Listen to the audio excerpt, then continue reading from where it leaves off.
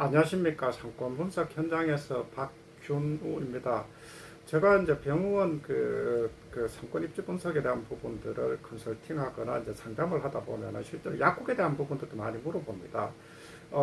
지금 현재 우리나라 국내 약국은 약 한 2만 5천 개가 됩니다. 2만 5천 개가 우리가 이제 뭐 옆에서 이야기를 해보면은 체감적으로 숫자가 얼마나 많은지 잘 이해가 안 되는데 비교를 하면은 많이 이제 제가 비교를 하는 대상이 편의점입니다. 편의점이 이제 보면은 편의점 중에서 가장 점포수가 많다고 하는 CU나 GS25C가 각각 18,000개입니다. 실제로 이렇다 보니까 실제로 이제 GS나 25C나 그리고 GS25나 그리고 이제 그 CU보다 점포수가 더 많은 게 약국입니다. 그렇다 보니까 실제로 이제 보면은 권리금을 주고 양도양수하는 그런 사례는 굉장히 빈번히 일어납니다. 그것은 아마도 이제 약국이라고 하는 부분들이 결국은 일반 의약품보다는 오히려 전문 의약품을 팔아야 그만큼 마진 폭도 크기 때문에 실제로 이제 어떤 처방전이 많이 나올 수 있는 그런 약국에 이제 개원을 하고 하는 그런 부분들이 경쟁이 있기 때문에 이제 어떤 그런 부분들이 있습니다. 그러나 이제 보면은 얼마 전에 이제 제주도 약사부부 사건들도 있었지만은 실제로 우리가 이게 이제 적합한지 안 한지에 대한 부분들을 사실은 판단하기가 잘 어렵습니다. 그러나 이제 저는 이제 그런 이야기를 합니다. 현상이 앞으로 급격하게 바뀔 것인지 안 바뀔 것인지가 어떤 판단의 주요 요소가 되어야 된다고 이제 말씀을 드리는데, 뭐 예를 들어서 이제 지난번 제주도의 약사부부 사건 같은 경우도 결국은 바로 위에 층에 소아청소년과만 믿고 개원을 했는데 이제 약국을 인수를 했는데 얼마 안 가서 문을 닫아버렸습니다. 그러면 실제로 처방전이 나올 수 있는 그런 전문의약품의 어떤 판매가 막혀버린 그런 사례입니다. 그렇다 보니까 이제 권리금을 그만큼 주었지만 그만큼 효과가 없었다는 부분들이 있습니다. 그래서 오늘은 얼마 전에 제가 상담을 했던 그런 사례를 하나 이제 말씀을 드리려고 하는데, 이곳은 이제 이분도 이제 보면은 지금 사실은 이제 세부적인 부분들은 제가 이제 다 쉽게 알 수 있는 부분들은 조금 편집을 해가지고 말씀을 드리니까 이 부분들은 이해를 하셨으면 합니다. 여기 같은 경우는 이제 보면은 지금 바로 위에 층에 이제 의원들이 두 개 의원들이 있고, 그리고 이 입지가 제가 이제 워낙 잘 아는 입지입니다. 제가 20년 전쯤에 제가 이제 금융권에 컨설팅을 했습니다. 그 바로 앞에다가 제가 금융권 지점을 개설할 때 이제 컨설팅을 했는데 지금도 그 지점은 운영이 되고 있습니다. 그렇기 때문에 그 상권에 대한 부분들을 알고 있는데, 이 상권은 경기도에 위치해 있습니다. 경기도 구도심에 위치해 있는데 아파트 지역으로, 이 아파트 지역은 입주가 한 지가 한 30년 정도 됐습니다. 그래서 제가 그때 금융권 컨설팅을 할 때가 약 한 20년 정도 됐던, 그런 한 10여 년 정도 지났던 그런 시점입니다. 이 약국 건물은 27년 된 건물입니다. 27년 된 건물로 이제 바로 위에 두 개 의원이 있습니다. 두 개 의원이 있고, 감옥은 이비인후과하고 피부 비뇨기과가 있는데, 처음 개원했을 때는 이 건물이 이제 의원 입주로서는 이 주변 상권에서 가장 좋았습니다. 그 당시에 저희가 이제 금융권 컨설팅을 할 때도 제가 그 지역에 상권 조사를 했었지만, 지금 약국이 있고 한 그 위치가 그 당시에는 상권 입지로서는 가장 좋은 입지였습니다. 그렇기 때문에 그런 부분들을 보면은 벌써 이제 그 사람들 같은 경우도 의원들이나 약국이 개국한 지도 벌써 이제 제가 금융권 컨설팅 할 때 그 기준으로 보면 한 7년 정도 지난 시점이지만 역시 그 주변에 상권이 가장 활성화되어 있다는 점을 보면은 실제 충분히 경쟁이 있다고 볼 수가 있습니다. 그러나 이제 이비인후과나 이제 피부 비뇨기과 두 분 원장님들 모두 한 60대입니다. 60대 초반이지만은 실제로 이제 이 부분들을 가지고 이제 아마 약국을 밑에 약국을 개국하고 하는 분 같은 경우도 이 이비인후과나 그리고 피부비뇨기과가 현상이 바뀔 것인지, 그러면 현상이 바뀐다면 왜 바뀔 것인지, 왜 바뀌냐고 하면 가장 큰 부분들은 주변에 상권 변화가 일어나는 경우들입니다.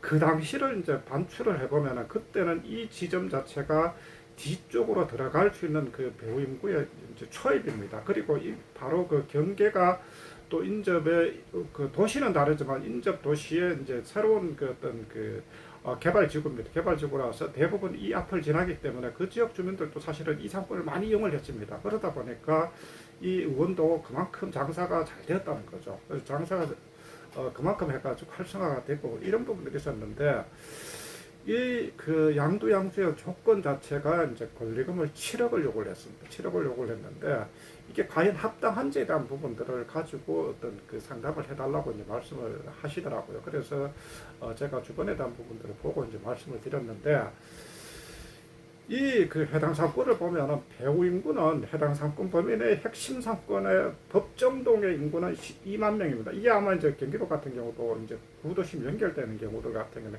행정동 있고 법정동에 있는데 법정동은 그 사실은 이제 그, 그, 그 핵심 상권 범위 내에 어떤 대부분이 있는 부분들이 법정동이 되고 확장성을 가지고 있는 부분들이 행정동이 됩니다. 그래서 이제 이 부분들이 이제 법정동 인구는 한 2만 명 정도 되고 그리고 그 세대 수는 8,200세대입니다. 현재. 그리고 세대당 인구는 2.5명이니까 지금은 상당히 어떻게 보면은 그 가족 세대는 여전히 잘 구성되어 있습니다. 그러나 이제 그 주변에 이제 그 행정동 인구 전체로 보면은 약 한 6만 명 정도가 되는데 실제로 이제 그 과거에는 이 6만 명도 대부분 다 이 상권 앞을 지나가게 됩니다. 지나가게 됐는데 지금은 이제 뭐 평균 연령도 지금 거의 한 47세 정도가 되니까 사실은 이제 지금 경기도의 평균 연령을 보면 한 45세 정도가 됩니다. 그럼 2살 이상이 높기 때문에 벌써 이제 고령화가 지속되고 하는 그런 지역으로 볼 수가 있습니다.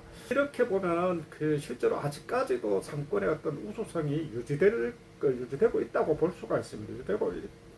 볼 수가 있는데 그러나 이제 앞서도 말씀드렸다시피 그러나 이제 앞서도 말씀드렸다시피 이제 권리금을 지불하려면 그만큼 합당한 어떤 그 적합성이 있는지에 대한 판단을 하셔야 됩니다. 그러면 이거 가장 중요한 거는 7억의 효과를 나타낼 수 있는 어떤 상권의 안정성을 가지고 있는지에 대한 부분들이 어떤 그 주요 판단의 근거가 될 겁니다. 그러면은 이게 이제 주변에 어떤 그 앞서 말씀드렸다시피 한 6만 명 정도의 어떤 그 주민들이 그대로 유지가 될 이제 이 초입을 통해서 이동을 할 것인지에 대한 부분들을 살펴봐야 될 텐데 그 상권의 안정성에 대한 부분들은 우선적으로 실제로 이제 현재 상권의 어떤 그 중심지 이런 부분들이 이동을 할 것인지 아닌지에 대한 판단을 할 필요가 있는데 이건 결국은 상권 이동 흐름이 어떻게 될 것인지에 대한 판단인데 실제로 이제 이 주변의 어떤 개발 지역들을 보면은 지금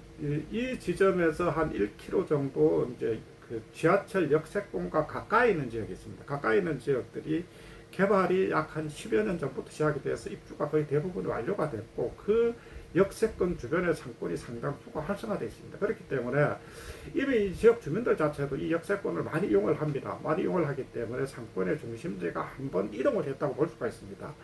그리고 이제 또 하나가 지금 현재 이 앞서 말씀드렸다시피 행정도 6만 명하고 경계를 이루고 하는 실제로 이제 어떤 그 주변에 영향을 미치고 하는 그런 재개발 지역이 있습니다. 그러니까 아마 이제 그 도심 지역의 재개발이니까 뉴타운으로 볼 수가 있습니다. 뉴타운이 지금 이제 앞서 말씀드렸다시피 핵심 상권의 이제 법정동과 이제 그 인접한 행정동 있고 행정동과 경계가 이루고 하는 그 원도심 상권의 뉴타운에 현재 재개발이 진행되고 있습니다. 그래서 내년부터 2027년부터 29년까지 약 한 5,000세대가 들어옵니다.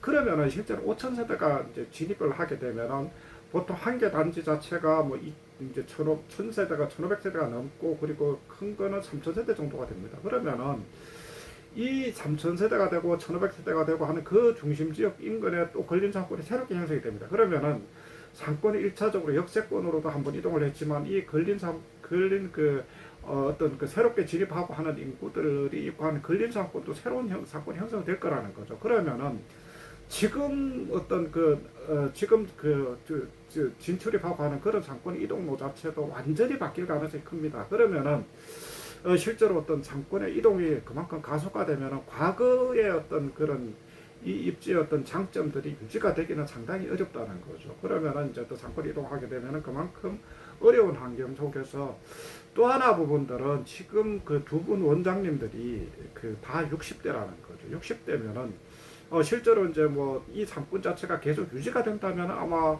이 그 원 자체도 이제 아마 양도양수를 해서 인수를 하거나 이렇게 되겠죠. 그러면은 실제 약국이 어느 정도 장사가 안 된다 하더라도 유지가 될 가능성이 큽니다.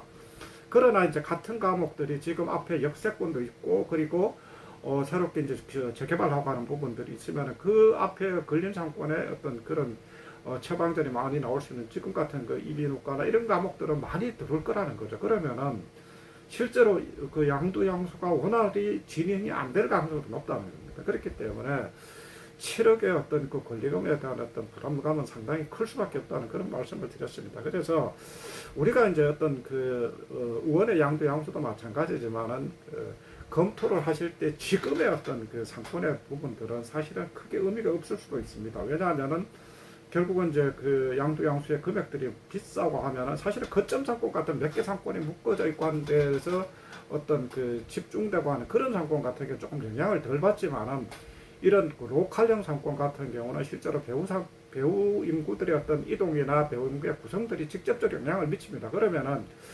그 어떤 그런 부분들이 상권 내에서 변화가 있다면은 실제로 상권이 현재 상권 입지가 유지가 안 될 가능성이 큽니다. 그리고 이제 그런 상황에서 그리고 이제 지금 현재 운영되고 하는 원장님들이 어떤 그 연령대가 그만큼 높다면은 아마 이제 양두양수에 실패한다면은 결국은 폐점을 하거나 그런 수도로 가게 됩니다. 그러면 결국 약국에서 피해를 볼 수밖에 없습니다. 그래서 어떤 이해관계 자체가 나하고 직접적으로 이해관계가 있는 그런 그 부분들도 있겠지만 어떤 다른 외부적인 조건에 의해서도 충분히 어떤 그 피해를 볼 수 있다고 하는 점을 말씀을 드립니다. 그래서 이제 이런 부분들을 충분히 고려를 하면서 그 약국이든 원이든 양두양수에서 어떤 그 조심을 하실 필요가 있다는 말씀을 한번 드려봅니다. 감사합니다.